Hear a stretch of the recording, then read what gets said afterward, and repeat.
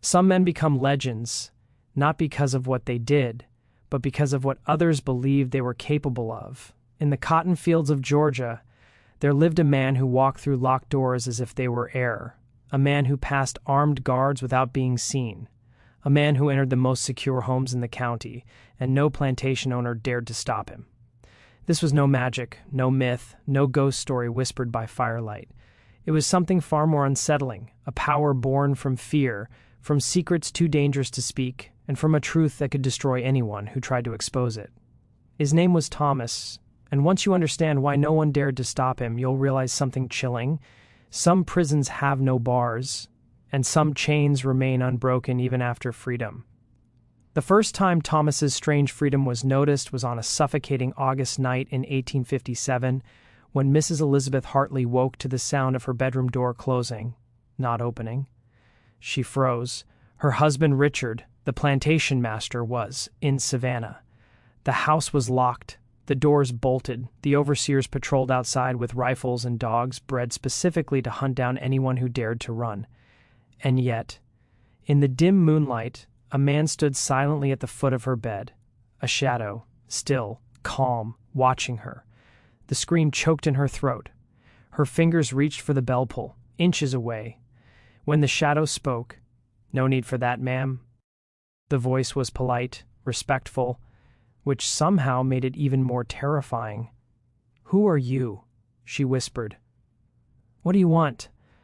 "My name is Thomas, ma'am. I work your husband's fields. I've come to deliver something." He placed a small leather-bound journal on her dresser, her husband's handwriting unmistakable. A secret he had never meant for anyone, especially her, to see. She demanded to know how Thomas had entered the locked house.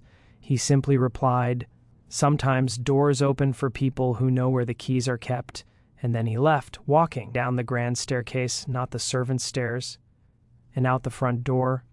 When Elizabeth finally gathered the courage to read the journal, the truth struck like a blade. Her husband had been part of an illegal slave smuggling operation. Thousands of people trafficked, millions in profit, every detail recorded in his own hand. Names of captains, bribes to sheriffs, dates, numbers, locations, enough evidence to hang half the county. But the real question wasn't what Richard had done. It was this. How had Thomas, a slave, gotten the journal? Why had he risked everything to give it to her? And how many secrets did he know that no one had realized he was watching? Because if Thomas could walk through locked doors, he could walk through locked lies too. And now Elizabeth knew the truth, a truth powerful enough to destroy every man involved, a truth dangerous enough to get her killed. If you're still watching, let me know which country you're watching from. I love seeing how far these forgotten histories travel. And if you want more haunting, deeply researched stories from the dark corners of American history, subscribe to Vintage Chains. Your support helps keep these hidden stories alive. More chilling stories are on the way, so turn on notifications because you won't want to miss what comes next. He was in good spirits talking about successful business dealings, about contracts signed and partnerships solidified. Elizabeth waited until after dinner, until Sarah had gone to bed, until the servants had retired to their quarters. Then she placed the leather journal on Richard's desk in his study. He was pouring brandy when he saw it. The decanter slipped in his hand, splashing amber liquid across the desk. He made no move to clean it up, just stared at the journal as if it were a coiled snake. "Where did you get that?" His voice was barely a whisper. "A man named Thomas brought it to me. In our bedroom in the middle of the night while I was sleeping, Richard's face went from red to white. Thomas was in our house in our bedroom. Richard standing at the foot of our bed. He placed this on my dresser and walked out through locked doors past guards and dogs like he owned the place." Richard collapsed into his chair. "Dear God," I read it. All of it. Elizabeth's voice was steady despite the fury and fear wearing inside her. Every single page, the ships, the people, the bribes, everything you did. "Elizabeth, don't," she held up a hand, "don't insult me with excuses or justifications. I don't want to hear about financial troubles or desperate measures. You smuggled human beings, Richard. You broke federal law. You could hang for this. I know." He buried his face in his hands. "Then explain to me how a slave has this journal, how he got into our house, and why you haven't had him killed to protect yourself." Richard looked up at her, and for the first time in their 15-year marriage, Elizabeth saw genuine fear in her husband's eyes. "I can't kill him," Richard said. "None of us can. He's a slave. You own him. You could. He has copies." The words came out flat, defeated. Multiple copies hidden God knows where. If anything happens to him, if he disappears, if he dies, even if he's sold away, those copies go to federal authorities, to newspapers in the North, to the British government, which has ships patrolling for smugglers and treaties allowing them to prosecute American citizens. Elizabeth sank into a chair across from him. "How many people know about this?" "The conspirators. Maybe 15 men total. And Thomas. Who is Thomas? Why was he keeping records for you?" Richard reached for his brandy glass with shaking hands. The operation was complex. Multiple ships, multiple buyers, dozens of transactions. We needed someone to maintain accurate books. Who owed what? Who'd received what? How profits should be divided. We couldn't trust each other to do it, honestly, and we couldn't hire a white bookkeeper without risking exposure. So you used an educated slave. Thomas came over on the second voyage, 1845. He could read and write, learned in Africa before his capture. We think most unusual. Harper thought we should keep him, use him. He was intelligent, detail-oriented, perfect for the work. And it never occurred to any of you that giving an enslaved man detailed records of your crimes might backfire. Richard's laugh was bitter. Of course, it occurred to us, but we needed him, and we thought. He paused. We thought we could control him. We thought keeping him enslaved, keeping him dependent on us would be enough, but he made copies. We didn't know until 1848, after we'd ended the operation. That's when Thomas sent each of us a message, a single page delivered to our homes. It contained exact details from the records, details only he could know, and it made clear that if anything happened to him, everything would become public. Elizabeth tried to process this. "So for 9 years you've been held hostage by your own slave?" "Yes. And he can come and go as he pleases." "Not exactly. He still works the fields, still lives in the quarters, but 3 times a week he visits each of the conspirators, walks right up to the main house, comes inside, stays for 10 or 15 minutes, then leaves." "What does he do during these visits?" Richard's jaw tightened. "Nothing. He just exists there, stands in our homes, reminds us that he has power over you. It's psychological, a demonstration of control, and you all just let him." "What choice do we have? If we try to stop him, if we show weakness or fear, he might interpret it as a threat. If we treat him harshly, he might decide revenge is worth his own life. So we maintain this bizarre dance. He walks through our doors. We pretend it's normal, and we all live with this sword hanging over our heads."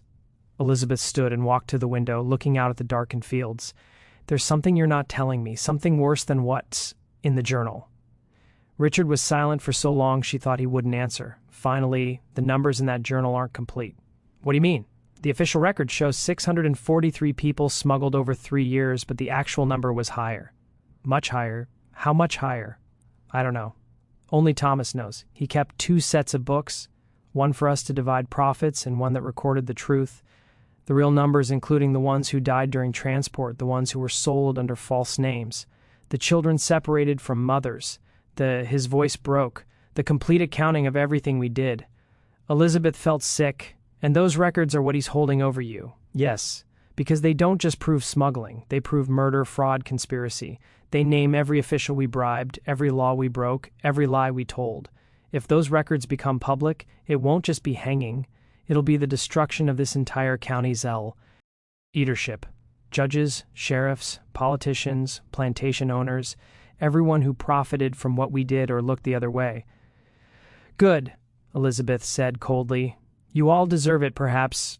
Richard's voice was hollow. "But consider what that means for you, Elizabeth, for Sarah. Do you want to be known as the wife of a hanged smuggler? Do you want Sarah to grow up with that shame?" Elizabeth closed her eyes. She'd been so focused on the moral horror of what Richard had done that she hadn't fully considered the practical consequences for her own life. "What do we do?" she finally asked. "We do nothing. We live with it. We wait and hope that Thomas never decides to use what he knows, and we pray that no one else discovers the truth before we're all dead and beyond punishment. That's your plan. Just wait and hope. Do you have a better one?" Elizabeth didn't answer. because she didn't. Outside in the darkness beyond the window, she thought she saw movement near the tree.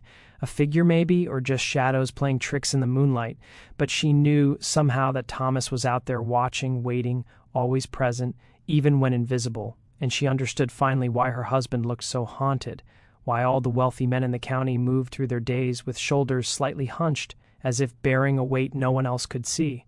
They were prisoners of their own crimes, and the man who held the key to their cell was someone they'd tried to treat as property. The irony would have been and beautiful if it wasn't so terrifying. While the white families of the county lived in fear of what Thomas might do, Thomas himself lived in a different kind of fear, one that no amount of power over his former masters could eliminate. He worked the Patterson plantation owned by William Patterson, a man whose cruelty was legendary, even in a region known for harsh treatment of slaves. Patterson believed that discipline was the foundation of profitable agriculture, and his definition of discipline involved regular whippings, reduced rations for minor infractions, and deliberate humiliation designed to break spirits. Thomas worked those fields from dawn until dusk, his hands bleeding at the end of each day, his back aching from bending over cotton plants that seemed to stretch to the horizon. He lived in a cabin that leaked when it rained and offered little protection from winter cold. He ate the same inadequate food as every other slave on the plantation: cornmeal, occasional salt, pork, whatever vegetables they could grow in the small plots behind their quarters. In every visible way, he was no different from the hundreds of other enslaved people in the county. But 3 times a week after the sun set and other slaves were locked in their quarters for the night, Thomas would wash his face, put on the coat he kept hidden under his bed, the fine coat that Ruth had stolen from Patterson's closet years ago, and walk to the main house. He never hurried, never looked nervous. He walked as if he had every right to be there, as if the path from the quarters to the big house was his too. The overseers saw him, everyone saw him, but no one said a word. The first time it happened, 6 months after Thomas had sent his messages to the conspirators, an overseer named Dutch had tried to stop him. "Where you think you're going, boy?" Dutch had stepped into Thomas's path, rifle raised. Thomas had stopped and looked at him calmly. "Mr. Patterson is expecting me." "Like hell he is. Get back to the quarters before you what?" Thomas's voice was quiet but firm. "Before you shoot me, go ahead, pull that trigger. See what happens next." Something in Thomas's eyes had stopped Dutch, not fear. Thomas showed no fear at all but certainty, the absolute confidence of a man who knew exactly how far his power extended. Dutch had lowered the rifle. "I'll need to check with Mr. Patterson. Of course I'll wait." Dutch had run to the house, burst into Patterson's study. "Sir, that slave Thomas is walking up to the house like he owns the place. Should I—" Patterson had gone pale. "Let him through." "But, sir, let him through."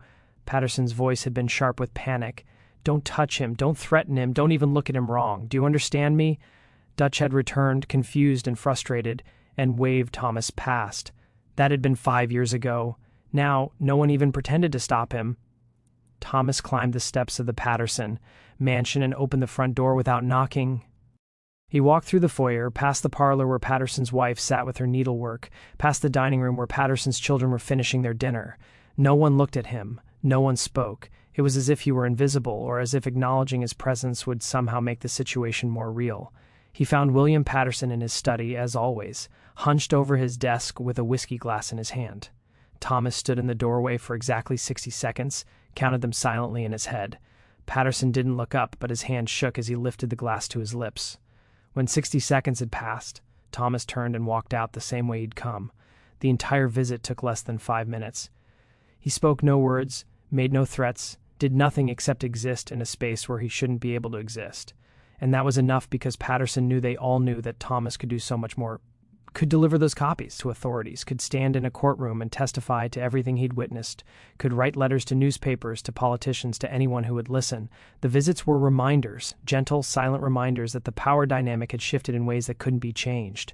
Thomas walked back to the quarters in the darkness. As he approached, he saw Ruth sitting on the steps of her cabin, smoking a pipe she'd made from a corn cob. Ruth was 70 if she was a day, brought to America as a child back when the slave trade was still legal. She survived owners, overseers, separations from her children, and every other horror that slavery inflicted, and somehow she'd maintained a core of humanity that nothing could break. "Evening, Thomas," she said as he passed. "Evening, Ruth. You have your walk tonight?" "I did. Patterson still shaking like a leaf when you come in?" Thomas allowed himself a small smile. "He is." Ruth took a long draw on her pipe. "You know they're going to try to kill you eventually. Fear only works so long before it turns to desperation." "I know. And you know that when they do, they'll make it look like an accident or like another slave did it. They'll be clever about it." "I know that too. Then why you keep walking into their houses? Why not just let them live in fear without the reminder?" Thomas sat down on the steps beside her. This was the only place he felt safe enough to show vulnerability, to let the mask slip slightly, because he said quietly, "Fear fades, memory softens, people convince themselves that threats aren't real, that consequences won't come.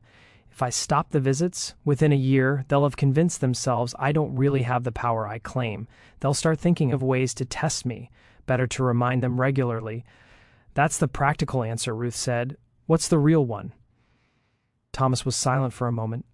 "The real one is that those walks are the only freedom I have, the only moments where I'm not property, not controlled, not subject to their whims. When I walk through Patterson's front door for those 5 minutes, I'm not a slave. I'm a man with power, and I need those minutes to remember what that feels like." Ruth nodded slowly. "Freedom in a cage is still a cage?"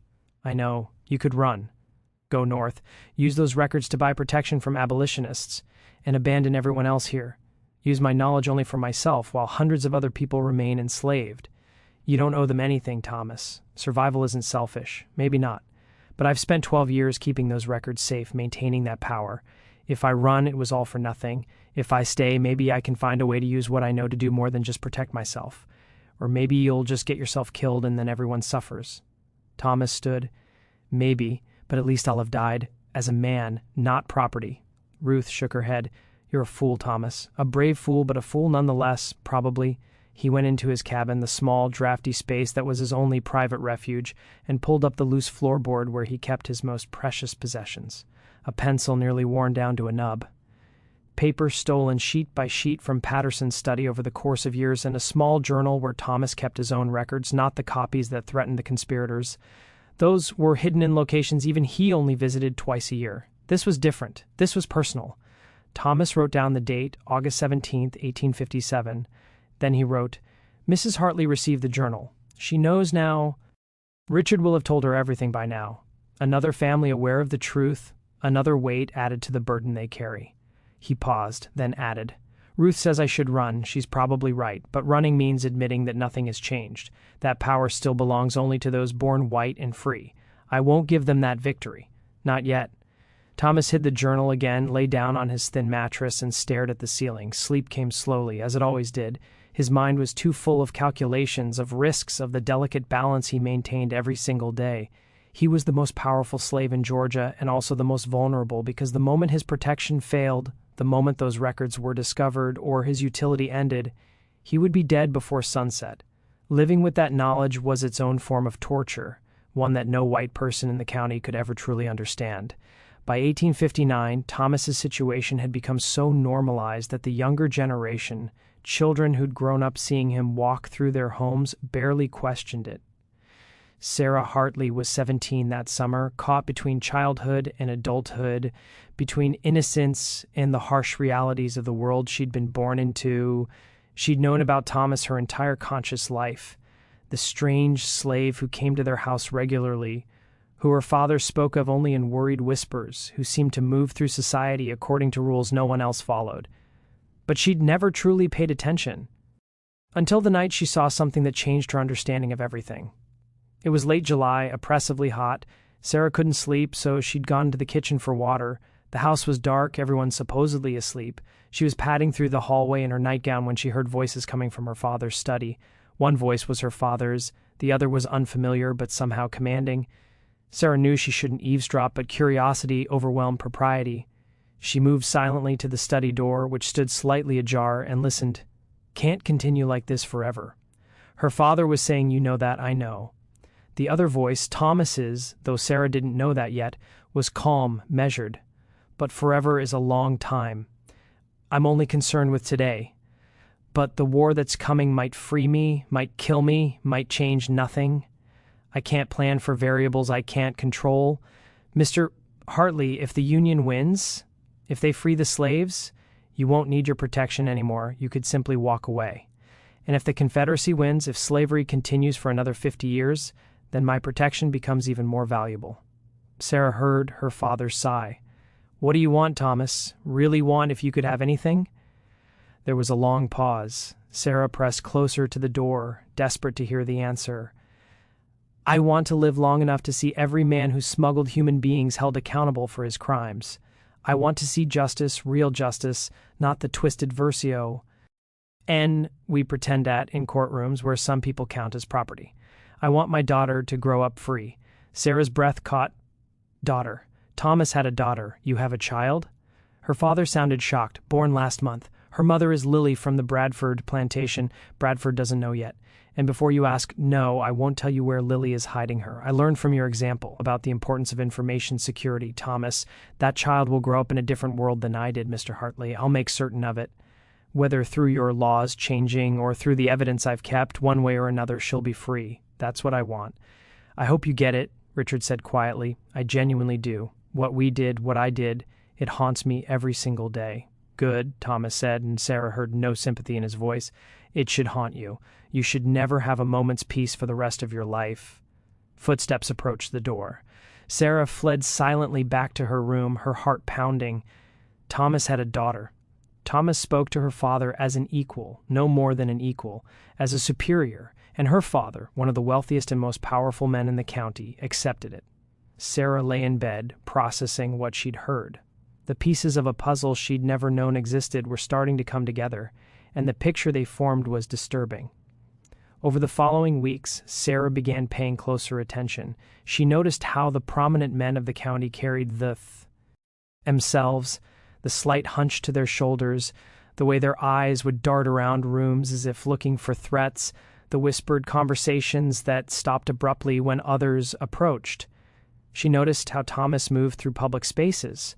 She saw him once in town walking past the courthouse.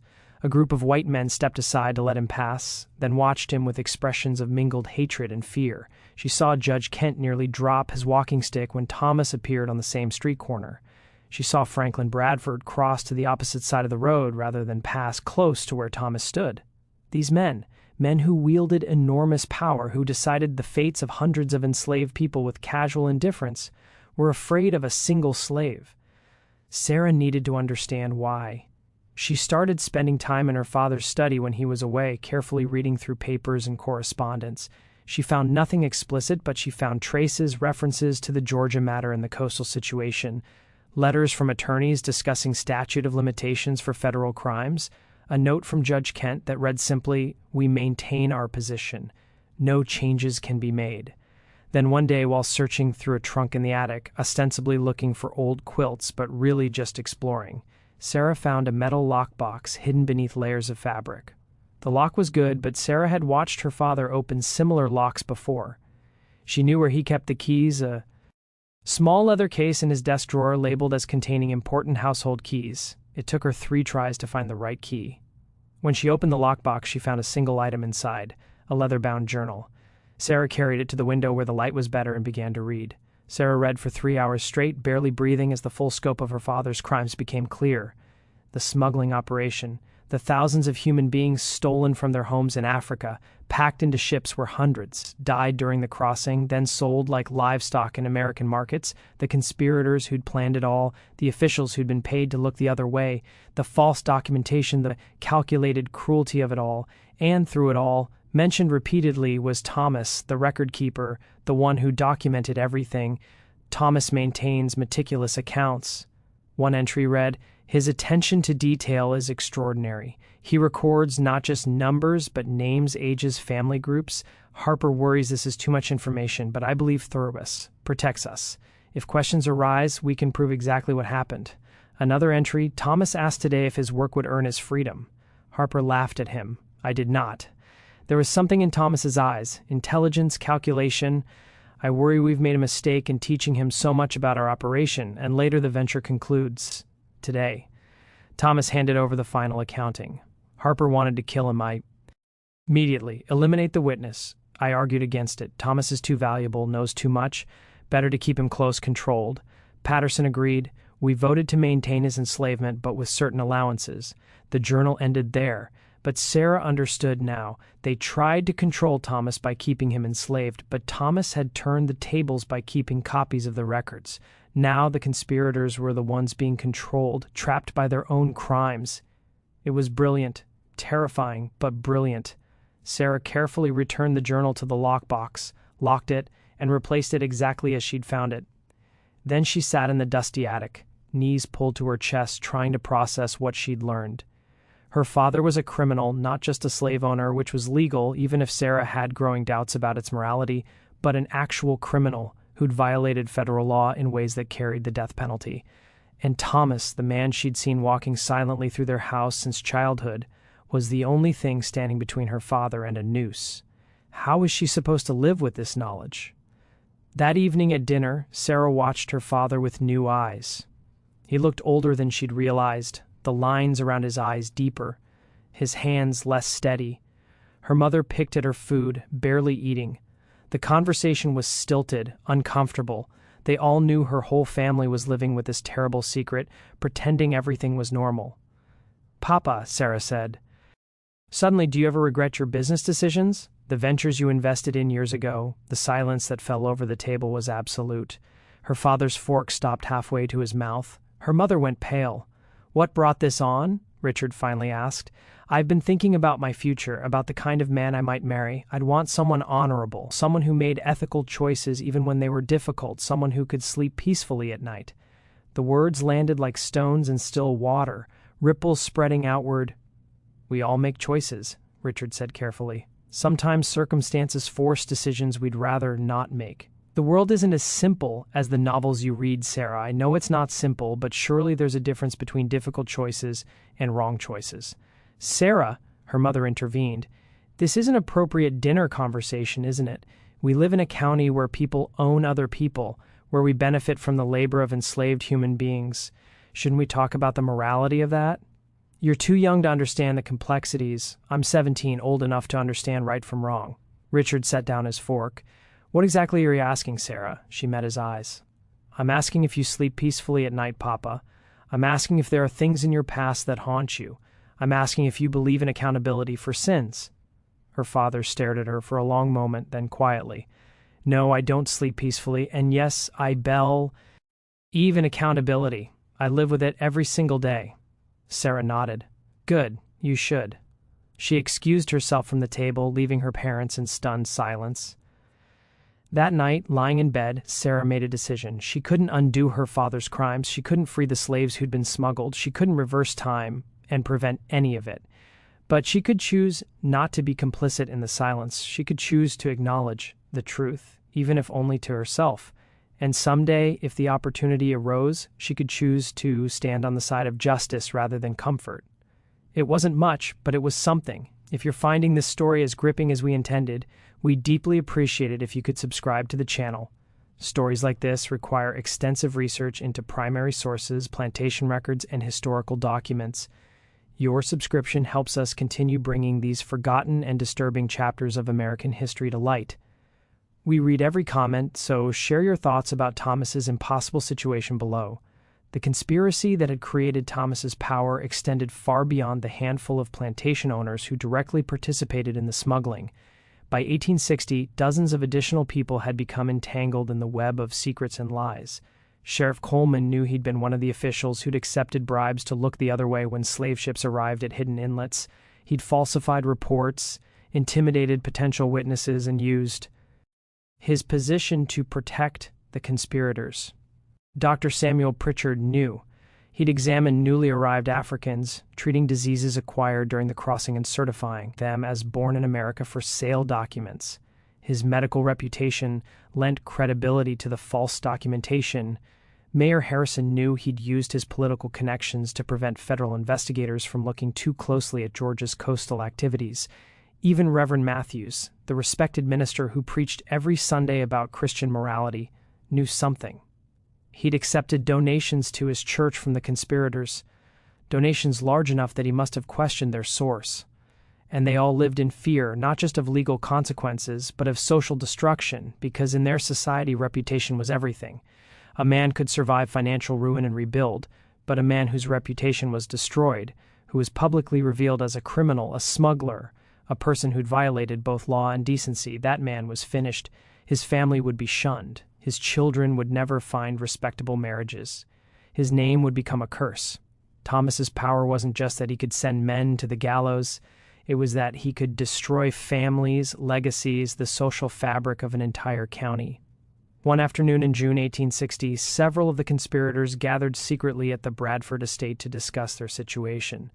The meeting had been arranged carefully. Servants dismissed, guests arriving separately. Why, to avoid suspicion, doors locked and windows covered. Franklin Bradford poured whiskey for the assembled group. Richard Hartley, William Patterson, Judge Kent, Sheriff Coleman, Dr. Pritchard, and 3 other plantation owners who'd invested in the smuggling operation. "Gentlemen," Bradford began, "we've lived under Thomas's thumb for 12 years. I think it's time we seriously discussed our options. We've had this conversation a dozen times," Judge Kent said wearily. "We haven't found a solution yet because we've been too cautious, too afraid to take decisive action." "Decisive action?" Patterson's voice was sharp. "You mean murder? Say it plainly, Franklin." "Fine. Yes, I mean eliminating the threat." "And the copies of the records?" Richard asked. "The ones that will be delivered to authorities if anything happens to Thomas." "We don't know for certain. Those copies exist," Bradford argued. "Maybe it's a bluff. Maybe there's only the one set, and Thomas has simply convinced us it's not a bluff." Dr. Pritchard spoke up for the first time. 3 years ago, my son, drunk and foolish, tried to attack Thomas, wanted to teach the epidity and grow a lesson. Before the boy could land a blow, Thomas stopped him with a single sentence. "Your father examined 73 children under the age of 5, certified them as born in Virginia, and sold them to markets in New Orleans. That information is currently held by 3 different people who don't know each other. If I don't meet with each of them by specific dates, they have instructions to deliver sealed packages to federal authorities." The room was silent. My son was so terrified by the specificity, by the fact that Thomas knew the exact numbers that he ran. He left Georgia entirely, moved to Texas, and Thomas was right. I did examine 73 children. That number isn't in any documents we kept. It's in the records that only Thomas maintained. "So the copies are real," Sheriff Coleman said heavily. "Which means we're trapped?" "Perhaps not permanently," Judge Kent said thoughtfully. "Gentlemen, consider Thomas is, 35 years old? 36? He could live another 30 years, maybe 40, but we won't. Most of us are already in our 50 seconds or 60 seconds. Patterson, you're nearly 70. Your point?" "My point is that time solves this problem for us. Eventually Thomas will die, and when he does, whatever instructions he's left will be executed by people who have no personal stake in the matter, people who can be bribed, intimidated, or reasoned with." "More," Richard said quietly. "When Thomas dies, those instructions will be carried out exactly as he planned, evidence delivered, crimes exposed, our children and grandchildren left to bear the shame." "Better them than us," Bradford muttered. Richard stood abruptly. "Listen to yourselves. You're planning for Thomas's natural death while hoping your own comes first so you can die before facing consequences. That's not a strategy. That's cowardice." "Then what do you suggest?" Patterson demanded. "Confession." "Should we all march to federal court and admit everything, hang honorably?" "Of course not. But we could stop making it worse. Stop treating Thomas as an enemy to be defeated, except that we created this situation through our own greed and criminality." "Easy for you to say." Bradford shot back. "Your fortune was already substantial before the venture. The rest of us needed that money to survive. No one needs money badly enough to justify smuggling human beings. Don't lecture us on morality now, Richard.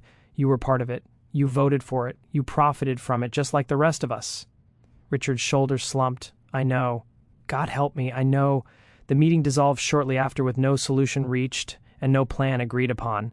The conspirators returned to their homes, each one carrying the same burden they'd carried for years. Thomas's power held because it was rooted in truth, and truth, once established, couldn't be undone by conspiracy or violence. It could only be carried like chains that grew heavier with every passing year. While the White families obsessed over Thomas's power, Thomas himself worried about something far more important, his family. Lily worked the Bradford Plantation, 3 miles from Patterson's land where Thomas lived. She was 22 years old, strong from years of field work, and she'd caught Thomas's eye 2 years earlier when their paths crossed at a rare gathering of slaves from multiple plantations. Their relationship had developed slowly, carefully. Slaves weren't allowed to marry ACR. OSS plantations. It complicated ownership and created divided loyalties. But love didn't respect the laws of property, and Thomas and Lily had found ways to see each other. Thomas would use his evening freedom to walk to the Bradford plantation. Franklin Bradford, terrified of Thomas, as all the conspirators were, never dared question these visits. Thomas would spend an hour with Lily in the quarters, speaking quietly, planning for a future that seemed impossibly distant. When Lily became pregnant, they both knew it complicated everything. A child of Thomas's would be born into slavery owned by Bradford, but that child would also be the daughter of the only slave in Georgia who held power over white men. The target on that child's back would be enormous. "We need to get her out," Lily had whispered one night, her hand on her swollen belly. "When she's born, we need to get her away from here." "Where? How?" Thomas asked. "I can't leave. If I disappear, everything I've built collapses. They'll destroy the evidence, kill anyone who knows anything, and make sure no trace remains. Then I'll take her, I'll run. They'll hunt you. Bradford will send trackers, dogs. They'll claim you stole valuable property, both yourself and the child. Then what do we do? Let her grow up enslaved? Let Bradford sell her away when she's old enough to work?" Thomas had no answer. He was powerful in specific ways, but he couldn't protect his own family. The irony was bitter. The baby was born in August 1859, a girl they named Grace, though they couldn't officially register the name anywhere. For the first months of her life, Grace lived with Lily in the Bradford slave quarters, and Thomas visited when he could. Franklin Bradford knew about the child. Everyone knew, but Bradford had made a calculated decision not to interfere. Thomas's visits to his plantation were already unsettling enough. Antagonizing the man by threatening his daughter seemed like begging for disaster. So an unspoken agreement existed. Bradford pretended not to notice Thomas's family. Thomas maintained his usual schedule of visits to Bradford's home. Neither acknowledged the deeper implications, but Thomas knew this arrangement couldn't last forever. When Grace was 6 months old, Thomas made a decision. He approached Bradford directly during one of his regular visits. "I want to buy my daughter's freedom," Thomas said. Bradford, who'd been staring fixedly at his desk as always during Thomas's visits, looked up in genuine surprise. "You want what?" "I'll pay you for her, for Grace. Name a price. Slaves can't own property. You can't buy anything. Then I'll provide you with information that's worth far more than one infant's market value. Information about your fellow conspirators, things they've done that you don't know about, things that would shift the balance of power among you." Bradford's eyes narrowed. "You'd betray the others to save your daughter." "Without hesitation, but I'd prefer a simpler transaction. A price. I find a way to pay it through intermediaries. Grace becomes free. And if I refuse," Thomas leaned forward slightly, "then I'll remember that you had the chance to do one good thing, one small act of decency, and chose cruelty instead. I'll remember that when I decide what to do with the records I hold." It was the closest Thomas had ever come to an explicit threat. The balance of their strange relationship shifted in that moment. Bradford was silent for a long time. "If I free the child, she has nowhere to go. Lily isn't free. You aren't free. Grace would be free on paper, but functionally still enslaved. She'd have options you and I don't. She could be sent north, could be placed with free black families who'd raise her, or she could be kidnapped and re-enslaved. It happens all the time, Thomas. You know that." Thomas did know that. Free papers meant nothing if someone decided to ignore them and claim you were escaped property. "I'm offering you the chance to be less of a monster than you already are," Thomas said finally. "Take it or don't, but know that your choice will be remembered." Bradford stood and walked to his safe. He pulled out a blank manumission form, the legal document that granted freedom to enslaved individuals. His hand shook slightly as he filled in Grace's name, her approximate birth date, her status. "No payment," Bradford said. "I'll free her without cost. Not because I'm merciful, but because I'm tired. I'm so goddamn tired of living like this. Of earing a man I'm supposed to own, of jumping at shadows. If freeing one child buys me an ounce of peace, so be it." He signed the document and handed it to Thomas. This makes her legally free. It doesn't make her safe. You understand the difference? I do. Then take it and get out of my house. Thomas took the papers carefully, folded them, and placed them inside his coat. He walked to the door, then paused. "Thank you," he said quietly. Bradford laughed, a harsh, broken sound. "Don't thank me. I did it out of weakness, not virtue, and we both know it." Thomas left the Bradford estate that night carrying the most valuable thing he'd ever possessed. Proof that his daughter was not property. It wasn't safety. Bradford was right about that, but it was a chance. And in a world where enslaved people had no chances, one chance was everything. After discovering the truth about her father, Sarah Hartley's understanding of her world cracked and reformed like ice breaking in spring thaw. She'd been raised to believe in a natural order. White people superior, black people inferior. Slavery not ideal perhaps, but necessary, justified, biblically supported. The plantation owners as benevolent stewards of people too primitive to care for themselves. Every sermon she'd heard, every lesson from her governesses, every conversation among adults in her life had reinforced this narrative. But the journal showed her something different. It showed white men, the most respected men in her community, committing crimes so heinous that even their own legal system would execute them for it. It showed those same men afraid of a single enslaved person because that person had intelligence, discipline, and integrity they lacked. Thomas wasn't inferior. Thomas was extraordinary, and the men who claimed superiority were actually moral cowards. Once Sarah saw this truth, she couldn't unsee it. She started noticing things. The way slaves were spoken of in her presence as if they couldn't understand or had no feelings. The casual cruelty she'd witnessed her entire life but never questioned. The elaborate justifications her community constructed to explain why owning human beings was acceptable. It was all lies, comfortable lies that allowed people like her family to live in luxury built on suffering. Sarah began spending time in the kitchen, speaking with the house slaves, actually speaking to them, asking about their lives, listening to their answers. She learned names she'd never bothered to learn before, heard stories of families separated, children sold, hopes destroyed. Her mother noticed the change. "Sarah, it's inappropriate to become too familiar with the servants. They have their place. We have ours, their place." Sarah's voice was sharper than she intended. "They're people, Mother. They have thoughts, feelings, families, just like us." "Of course they do, dear. No one denies that. But the social order must be maintained. If we become too familiar, they might forget their station, or we might remember our humanity." Elizabeth stared at her daughter. "You sound like an abolitionist. Would that be so terrible in this county?" "Yes, it would be dangerous, Sarah, for you and for this family." Sarah wanted to shout that the family deserved whatever danger came to it, that her father's crimes warranted punishment, that his fear was justice, but she held her tongue. Destroying her family wouldn't help the slaves who'd already been smuggled, wouldn't undo the crimes. So instead, she started educating herself. She read everything she could find about abolition, about the arguments for and against slavery, about the growing tensions between North and South. She had to hide her reading material, books by Frederick Douglass, Harriet Beecher Stowe, other abolitionist writers, because possession of such literature was effectively illegal in Georgia. And she started paying very close attention to Thomas. She watched him move through their house during his visits, seeing him properly for the first time. He wasn't shuffling or servile. He carried himself with dignity, with quiet strength. His eyes were intelligent, alert, missing nothing. One evening, Sarah did something incredibly foolish. She went to the library during one of Thomas's scheduled visits and waited for him. When Thomas entered the room, he usually spent a minute in the library during each visit. She'd learned. He stopped short at seeing her. "Miss Hartley," he said quietly, "you shouldn't be here. It's my home." "Why, shouldn't I be in the library?" "You know why?" Sarah stood. "I read my father's journal, the one from the lockbox in the attic. I know what you're doing, why they're afraid of you." Thomas's expression didn't change, but something shifted in his eyes. "Then you know this conversation is dangerous for both of us." "I know. I don't care."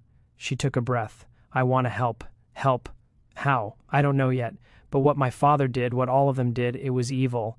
They should be held accountable. If your records can do that, I want to help make sure they're not destroyed." Thomas studied her for a long moment. "How old are you?"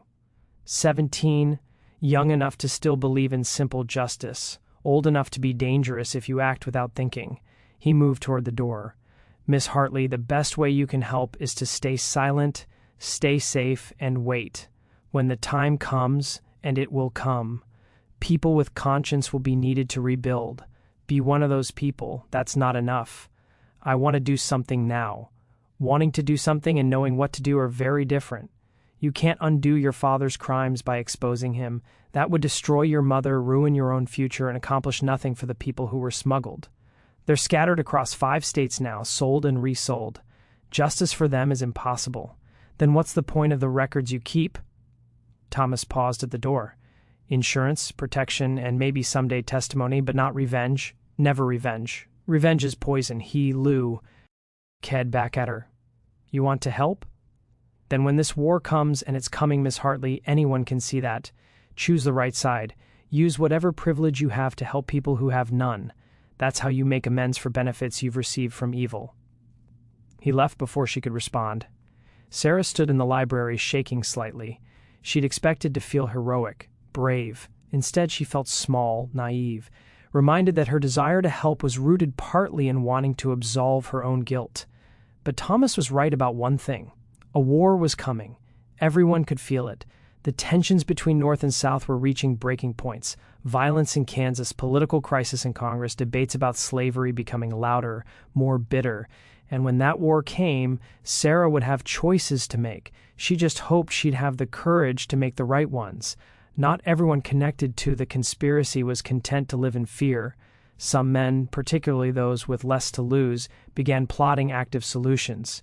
Carl Vicksburg was one of the overseers on the Plantation Plantation, a hard man who'd made his living through violence and intimidation. He'd been hired after the smuggling operation ended, so he knew nothing about the specific crimes, but he knew about Thomas's unusual privileges, and it enraged him. It ain't natural, he complained to the other overseers over whiskey. That Negro walking around like he owns the place, coming and going as he pleases. Something needs to be done. Patterson allows it. Another overseer pointed out, we can't go against what the boss wants. Patterson's gone soft or Thomas has something on him. Either way, it's wrong. Slaves need to remember their place or everything falls apart. Vicksburg started watching Thomas carefully, looking for opportunities. He knew he couldn't just kill the man, too obvious, too likely to cause problems, but maybe he could arrange an accident or provoke Thomas into doing something that would justify punishment. One night, Vicksburg was on patrol when he saw Thomas leaving the Patterson house after one of his regular visits. On impulse, Vicksburg stepped into Thomas's path. Boy, Vicksburg said, hand on his whip, you got a pass to be out here? Thomas stopped and looked at him calmly. Mr. Patterson knows where I am. That ain't what I asked. I asked if you got a pass. Written permission. I don't need a pass for where I've been. Every slave needs a pass to leave the quarters at night. That's the rule, and since you don't have one, I'm well within my rights to discipline you. Vicksburg raised his whip. He was smiling, anticipating the satisfaction of bringing this uppity slave down. Thomas didn't flinch, didn't back away, just looked at Vicksburg with those intelligent, measuring eyes. Mr. Vicksburg, Thomas said quietly, before you do what you're thinking of doing, I want you to consider something. You've been working here for 3 years. In that time, you've noticed that I have unusual privilege. You've wondered why. You've been told not to question it.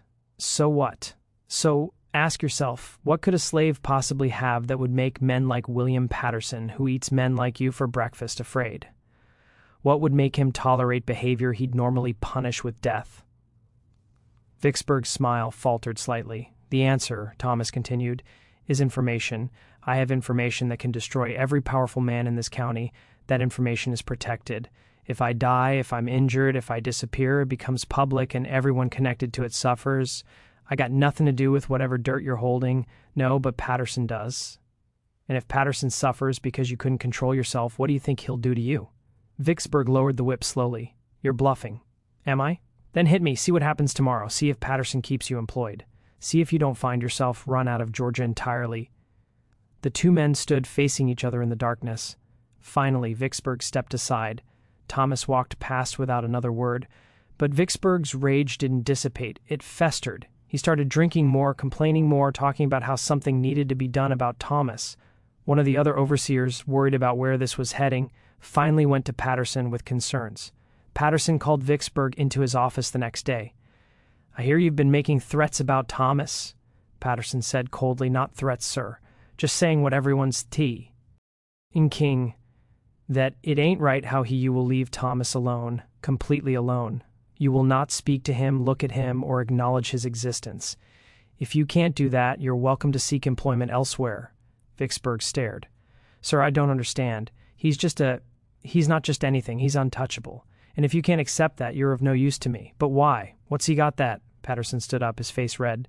Because he has the power to destroy me, you idiot. He has evidence of crimes that would see me hanged, and he's made arrangements so that evidence becomes public if anything happens to him. So yes, he walks around freely. Yes, he has privileges.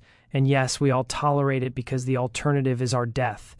Does that answer your question? Vicksburg's face had gone pale. What kind of crimes? The kind you never speak of. Not to me, not to anyone.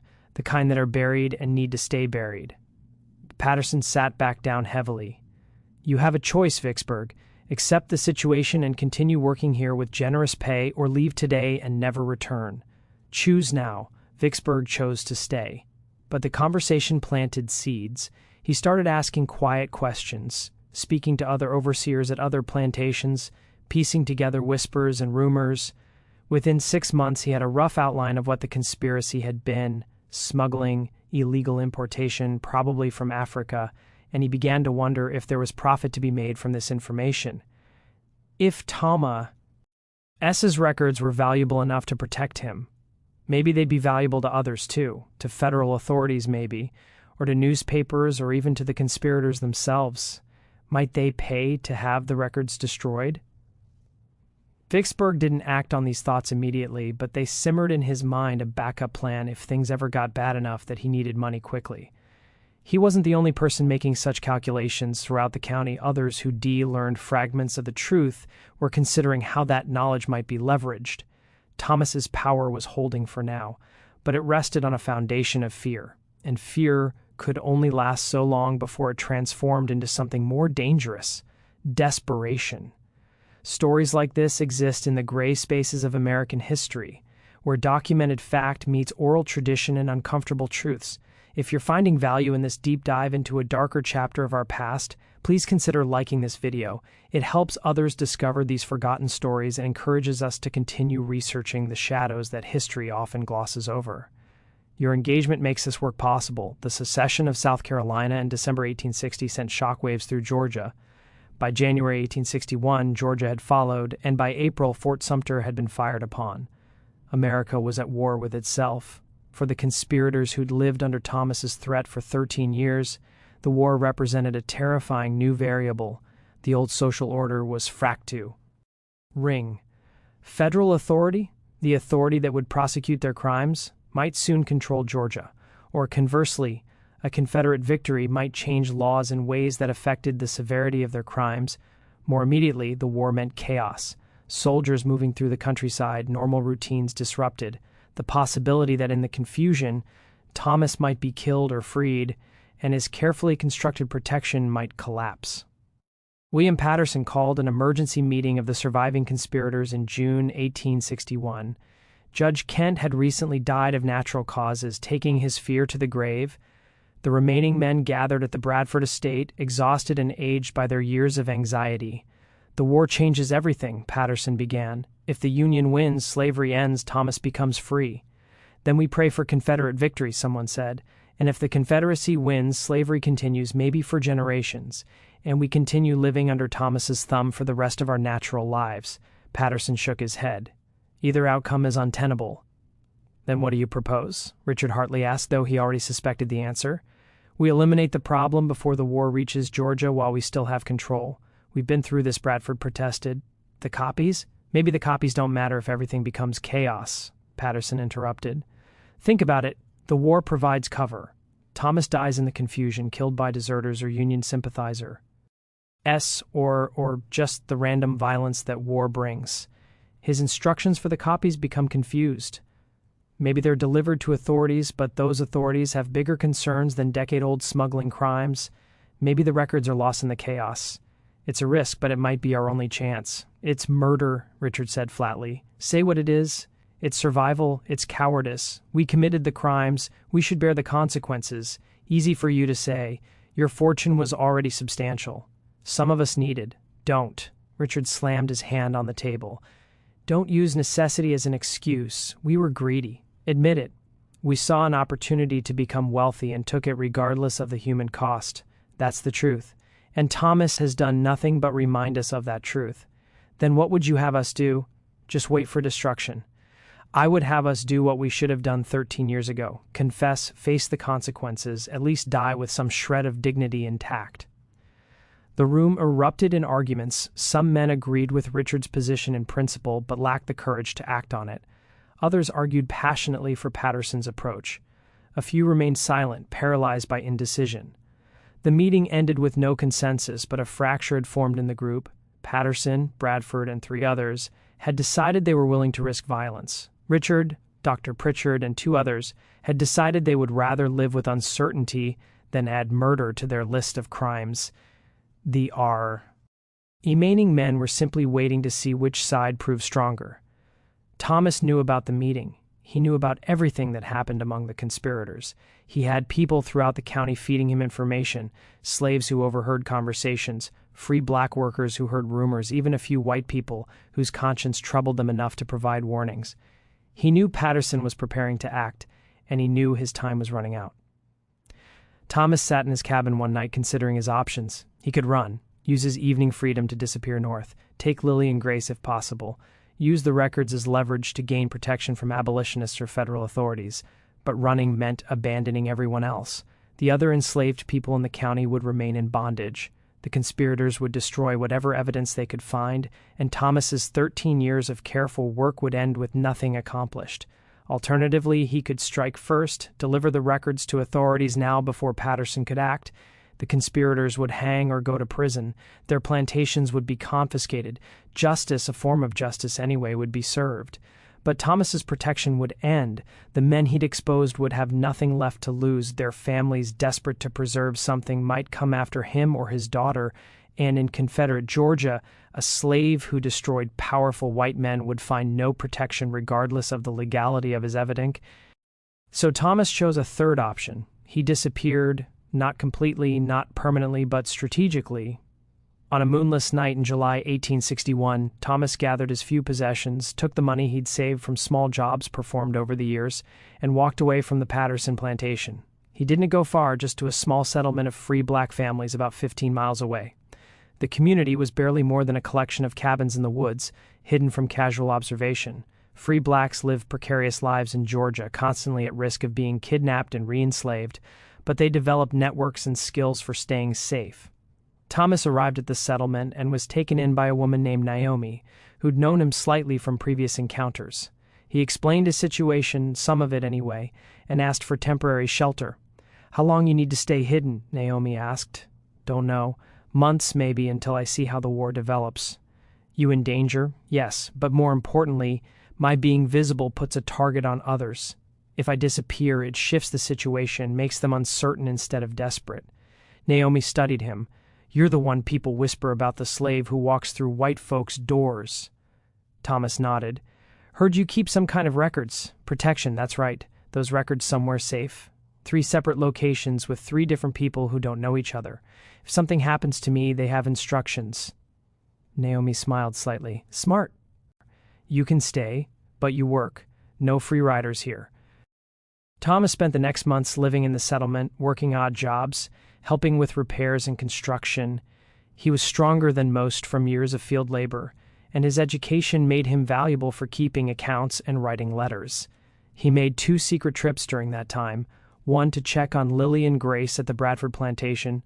Both were safe, and Lily had hidden Grace's manumission papers carefully, one to meet with one of his record-keeping accomplices and ensure the arrangements remained intact. Meanwhile, back in the county where he'd lived, his absence created exactly the uncertainty he'd intended. The conspirators didn't know if he was dead, fled, or simply hiding. They didn't know if his protection was still active. They didn't know whether to feel relief or terror. And in that uncertainty, they turned on each other. With Thomas gone, the delicate balance of the conspiracy began to collapse. Patterson, convinced that Thomas had fled north and the threat was diminished, started pressuring the other conspirators to destroy any remaining evidence and agree on a shared story in case authorities ever came asking questions. But Richard Hartley refused. "If Thomas is dead or gone, then we wait. We don't make it worse by creating new crimes." "You're a fool, Hartley. This is our chance to what? Destroy evidence that might not matter anymore. Thomas might have fled, yes, but his instructions remain. We change nothing, we destroy nothing, we wait." Bradford sided with Patterson, Dr. Pritchard sided with Hartley. The group fractured into factions, each one suspicious of the others. Then, in September 1861, something strange happened. Franklin Bradford received a letter. It was delivered through normal postal channels addressed in handwriting. Bradford recognized immediately as Thomas's. Inside was a single page. "I am neither dead nor gone. The arrangements remain in effect. Any attempts to alter the situation will be interpreted as threats and responded to accordingly. Continue as before. No signature, no return address." Bradford showed the letter to Patterson and the others. The effect was immediate. The fragile hope that Thomas's disappearance meant freedom collapsed. The fear returned, stronger than ever, because now they didn't even know where Thomas was, couldn't monitor him, couldn't predict his actions. He'd become a ghost, more powerful, invisible than he'd ever been visible. Over the following months, other letters arrived. Judge Carter, who'd taken over some of Judge Kent's duties, received one. Sheriff Coleman received one. Even Mayor Harrison, who'd been relatively peripheral to the conspiracy, received a reminder of his complicity. The letters said little, but their existence was enough. Thomas was out there. Thomas was watching. Thomas's protection remained active. Some of the conspirators found the letters reassuring. At least they knew the situation hadn't changed. Others found them threatening, a promise of future action. Patterson's health began to deteriorate. He'd always been robust, but stress and anxiety took their toll. By late 1862, he developed a persistent cough and lost significant weight. Bradford drank more heavily. His plantation's productivity decreased as he paid less attention to management and more to his fears. Richard Hartley, meanwhile, did something unexpected. He began quietly liquidating assets and setting money aside. When Elizabeth asked what he was doing, he said, "Preparing for consequences. If Thomas ever decides to reveal what he knows, we'll need resources, not for lawyers. We can't fight the evidence. But to take care of you and Sarah after I'm gone. You think you'll hang if Thomas releases those records? Yes, probably. The crimes are clear, but it's been so long. Surely there's no statute of limitations on smuggling Elizabeth, and the evidence is detailed. I'll hang and our family name will be destroyed. I'm trying to leave you and Sarah with something to survive on." Elizabeth touched his hand. "I'm sorry for what? For my part in all this? For benefiting from what you did? For not asking harder questions earlier?" Richard squeezed her hand. "We're all complicit. Everyone who profited, everyone who stayed silent, the guilt is shared. But knowing guilt was shared didn't make carrying it any easier. The war reached Georgia in earnest in 1864. General Sherman's march to the sea cut a swath of destruction through the state, liberating slaves, burning plantations, and dismantling the infrastructure of the Confederacy. When Union forces reached the county where Thomas had lived, they found a population in chaos. Some plantation owners had fled, others had stayed, trying desperately to preserve what they could. The slaves were liberated, though many had nowhere to go and little understanding of what freedom would mean practically. The conspirators who remained faced a new terror. Union occupation meant Union military courts, and Union courts might be very interested in evidence of Confederate crimes. Richard Hartley was sitting in his study when Union soldiers arrived at his plantation in December 1864. He'd been expecting them. The officer in charge, a Captain Morrison, was young but carried himself with authority. "Richard Hartley, yes. I'm here to inventory your property and assets. Everything is being recorded for potential confiscation." "I understand." Morrison looked around the study, noting the expensive furniture, the books, the evidence of wealth. "You owned 43 slaves according to our records." "I did. They're free now." "Do you have documentation of their origins? Bill of sale? Transfer papers?" Richard's heart hammered. "Some of it. The records are incomplete." "Incomplete how? Lost over the years. Fires, misplacement. You know how it is." Morrison studied him. "Actually, I don't know how it is, Mr. Hartley. I'm from Massachusetts. We freed our slaves nearly a century ago. So explain to me how records of significant valuable property just disappear." Before Richard could answer, another voice spoke from the doorway because some of those slaves were. never supposed to exist in the first place. Richard turned. Thomas stood there looking older but healthy. He was wearing clothes that marked him as free, a good coat, boots without holes. He carried himself differently than he had as a slave, though the intelligence in his eyes was unchanged. "Who are you?" Morrison asked. "Thomas Freeman. I'm working with the Freedmen's Bureau now, helping newly freed people navigate their rights. I used to be enslaved here, so I know the area." Freeman.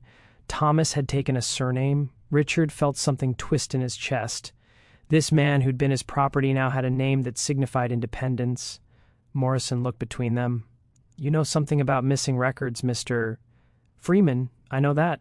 Mr. Hartley and several other men in this county were involved in illegal activities before the war, activities that might interest your superiors." Richard closed his eyes. This was it, the moment he dreaded for 17 years. But Thomas continued, "However, I'm not sure Union military courts are the appropriate venue for addressing those crimes. They were committed against people who aren't here to testify.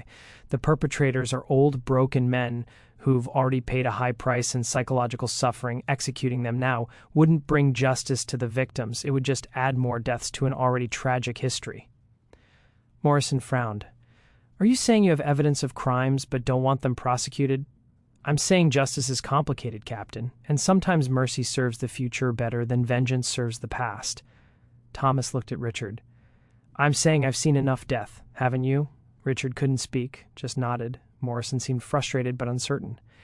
"If you have evidence of crimes, you're obligated to report them."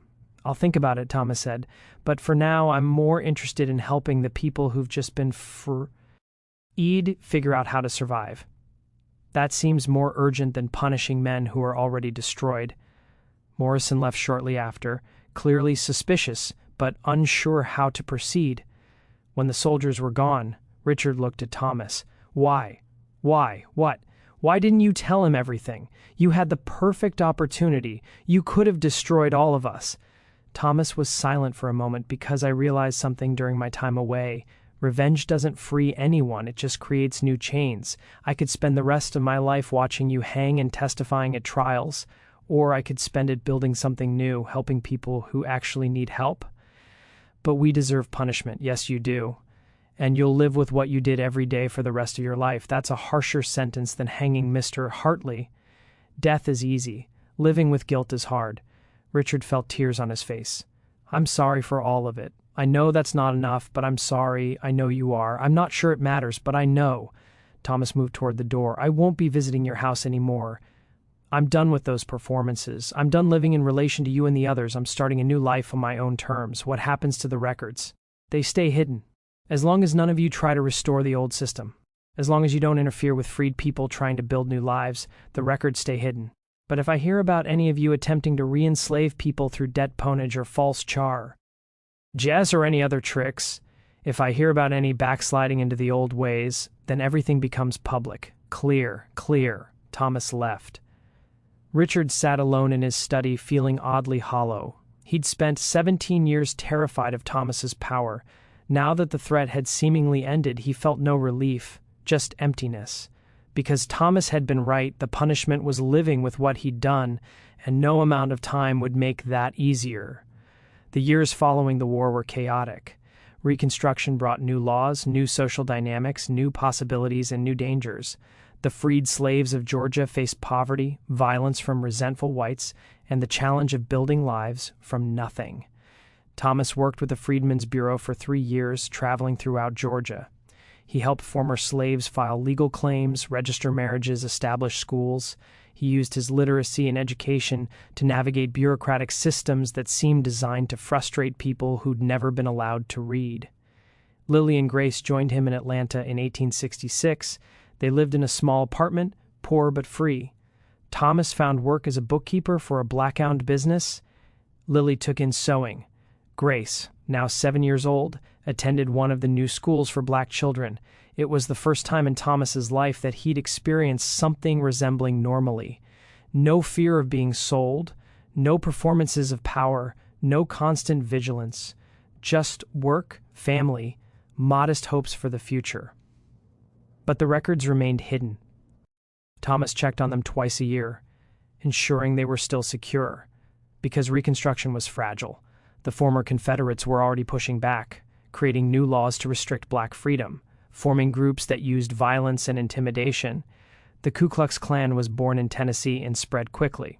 If the progress made during Reconstruction was reversed, Thomas wanted insurance. The records could still be used if necessary. In 1868, Thomas received a letter from Sarah Hartley. She'd moved to Philadelphia after the war, unable to stomach living in Georgia anymore. She'd become involved in charitable work with freed people who'd migrated north. "Dear Mr. Freeman," she wrote using his chosen surname respectfully, "I hope this letter finds you well. I wanted you to know that my father passed away last month. Heart failure," the doctor said, though I think it was more accurately spirit failure. "He died carrying the weight of what he did, and I suppose that's a form of justice. I don't expect you to forgive him or any of them. I don't forgive him entirely, though I loved him, but I wanted you to know that in his final years he used what remained of his money to quietly fund schools for freed people. It wasn't enough to balance the scales, nothing could be, but it was something. You showed me that power doesn't have to mean cruelty and that justice can sometimes look like mercy. I'm trying to live by that example.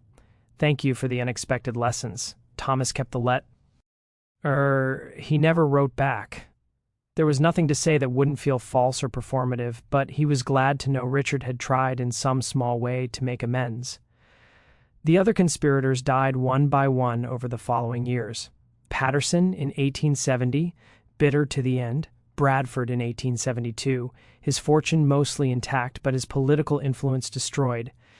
Dr. Pritchard in 1873, having spent his final years treating poor blacks and whites without charge, as if trying to heal more than just physical ailments. Sheriff Coleman fled Georgia entirely, moving to Texas, where no one knew his past. By 1875, all the principal conspirators were dead or scattered. The world they'd known was gone. Slavery was abolished. The social order they'd fought to preserve had collapsed. And Thomas's records became historical curiosities rather than immediate threats. Thomas moved his family to Philadelphia in 1868. Following Sarah's example, the North wasn't free of racism, but it offered opportunities unavailable in Georgia. Thomas opened a small bookshop selling new and used books. It was modest but profitable. Grace grew up in Philadelphia, attending good schools, never knowing the terror of slavery except through her parents' stories. She became a teacher herself, working in schools for black children. Thomas never spoke publicly about his past, never told the dramatic story of how he'd held power over powerful men. When asked about his life before Philadelphia, he'd say simply, "I survived slavery." Why? That's enough to know. But in private, he wrote, not for publication, he had no interest in fame or recognition, but for Grace, for possible grandchildren, for some future generation that might need to understand. He wrote about the smuggling operation in precise detail, about the men who decommitted those crimes and how they'd escaped justice, about the system that had allowed such horrors, about the years he'd spent walking through locked doors, protected only by information and the fear it inspired. And he wrote about what he'd learned, that power without compassion breeds only fear, that revenge might feel satisfying but ultimately imprisons the avenger, that justice and mercy aren't opposites, but sometimes partners. "I could have destroyed them," he wrote. "I had the evidence, the opportunity, the justification, but I realized that destroying them wouldn't heal anyone, wouldn't free the people who'd already been smuggled and sold, wouldn't it restore the years I'd lost or the family I'd never known. What freed me wasn't exposing them, it was choosing not to, choosing to walk away with my power intact but unused, choosing to build something new instead of tearing down something old. They lived in prison because of what they'd done. I chose not to live in prison because of what they'd done to me. That choice, that conscious decision to refuse the role of eternal victim or eternal avenger, that was my real freedom." Thomas died in Philadelphia in 1891 at age 67. His obituary described him as a respected businessman and pillar of the community with no mention of his extraordinary past. Grace inherited the bookshop and his writings. She kept the writings private as he'd instructed, sharing them only with her own children when they were old enough to understand. The records, the actual evidence of the smuggling operation, were discovered decades later in 1923, during demolition of an old church in Georgia. They were donated to a historical society where they gathered dust in archives, occasionally referenced by historians but generating little public interest. By then, the people they could have destroyed were long dead. The crimes they documented were safely historical. The evidence that had once been powerful enough to hold plantation owners hostage had become just another artifact of a terrible era. But Thomas's personal writings, his reflections on power, fear, justice, and freedom, those remained with his family, passed down through generations, read by descendants who needed to understand where they came from and what their ancestors had survived. And in those writings was the truth that history books often miss, that the real victories aren't always public, that the most powerful choices are sometimes the ones to not use power, that freedom isn't just the absence of chains, but the ability to choose who you'll become after the chains are broken. Thomas had entered houses where he didn't belong, walked through doors that should have been locked. To him, moved through a world that tried to treat him as property. But his greatest achievement wasn't the fear he inspired or the power he held, it was walking away from all of it intact, with his humanity preserved, ready to build a life defined by more than the trauma he'd endured. That was the victory that mattered, the one that echoed through generations, the one that no conspiracy could destroy and no power could diminish. He'd been a slave who could enter any house at night, but more than that, he'd been a man who'd refused to let hatred, fear, or desire for revenge define who he became. And in the end, that refusal, that conscious choice, was the most powerful act of all. The journals discovered in 1923 now reside in the Georgia Historical Society's archives in Savannah. They're available to researchers, by appointment, stored in climate-controlled boxes, their pages yellowed but still legible. If you were to read them today, you'd see Thomas's precise handwriting documenting crimes committed more than 170 years ago. You'd see names of ships that brought stolen people across the Atlantic, names of men who profited from that theft, numbers that represented human lives reduced to accounting entries. You'd also see on the final page that single sentence, "Let this stand as testimony that the truth exists, whether or not justice is ever served." Thomas, no surname, no date, just a statement that resonates across time. Historians who've studied the journals note something unusual. The records are almost obsessively detailed about logistics and numbers, but curiously vague about the individual people who were smuggled. There are counts but not names, ages but not identities. One researcher suggested that this was deliberate, that Thomas documented the crime and the criminals but tried to preserve some privacy for the victims, refusing to reduce them to names in a record book. If true, it suggests Thomas understood something important, that justice isn't just about punishment. It's also about dignity, about not treating people as case studies or historical curiosities. The families who descended from Thomas, and there are many now spread across America, know the story in detail. It's passed down carefully with emphasis not on the drama, but on the lessons. Great-grandfather Thomas Tortoise, one descendant, said in a 2015 oral history interview, that power is only meaningful if you know when not to use it. That survival isn't the same as victory, that freedom is something you build every day, not something you're given once and have forever. In Philadelphia, there's a small historical marker near where Thomas's bookshop once stood. It mentions him briefly as a freed man who became a successful businessman and community leader. Nothing about the smuggling operation or the power he held or the men who feared him. That might seem like erasure history forgetting the most interesting parts of his story, but maybe it's fitting. Thomas spent his enslaved years being defined by his relationship to white power, spent years being valuable only as a threat, only as someone who held dangerous information. Perhaps he'd appreciate being remembered simply as a man who lived, built, taught, and left behind descendants who knew their history. The real memorial isn't a marker or archived journals. It's the fact that Grace's descendants, Thomas's descendants, live in freedom their ancestor helped secure. That doctors, teachers, artists, engineers, they carry his legacy not as a burden, but as a foundation. And perhaps that's the only justice that mattered. Not seeing the guilty punished, but ensuring the children of the oppressed would have chances their ancestors never did. Thomas walked through doors that should have been locked to him, but the doors he really opened were the ones leading to a future where his descendants wouldn't need to extract power through fear. They'd have it by right, by law, by simple human dignity. That's the victory history books miss. That's the triumph that echoes louder than any dramatic revelation could have. The slave who could enter any house at night ultimately didn't need to enter those houses at all. He built his own house instead, and his children and grandchildren and great-grandchildren have lived in the freedom he fought so carefully to preserve. That's how some stories end, not with thunder and vindication, but with quiet victories that unfold across generations. Thomas knew the truth existed. He made sure it was preserved. But he also knew that truth without wisdom is just another weapon, and he chose wisdom. The plantation owners never stopped him because they couldn't, but more than that, because he never gave them reason to believe stopping him would be the end of anything. He made them understand that the threat would outlive him, outlast them, remain dormant but deadly. And then he walked away, took his family north, and lived the rest of his life free, not just from slavery, but from the need to prove anything to anyone. Some ghosts haunt houses. Thomas's ghost, his memory, his choice, his legacy haunts the consciences of anyone who learns his story and understands what real power looks like. It doesn't look like violence. It doesn't look like revenge. In the end, it didn't look like revenge. It didn't look like justice carried out with fire or fury.